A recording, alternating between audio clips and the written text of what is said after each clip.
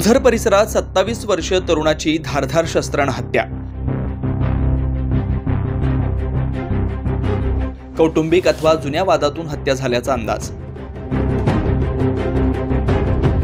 नाशिकच्या ओझरमधील जुन्या बस स्थानकात सोमवारी रात्री 9 ते 10 वाजताच्या सुमारास धारदार शस्त्राने एका 27 वर्षीय तरुणाची हत्या केल्याचा धक्कादायक प्रकार समोर आलाय। तुषार कडाळे असे या तरुणाचे नाव आहे। सदर घटनेची माहिती ओझर पोलिसांना मिळताच त्यांनी घटनास्थळी धाव घेऊन पंचनामा केलाय।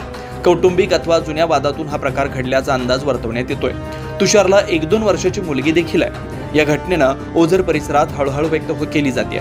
घटनेचा पुढील तपास नाशिक ग्रामीणचे अतिरिक्त पोलीस अधीक्षक आदित्य मिरखेलकर यांच्या मार्गदर्शनाखाली ओझर पोलीस ठाण्याचे अधिकारी अरुण धनवटे करतायत। 9 न्यूज महाराष्ट्र ब्युरो।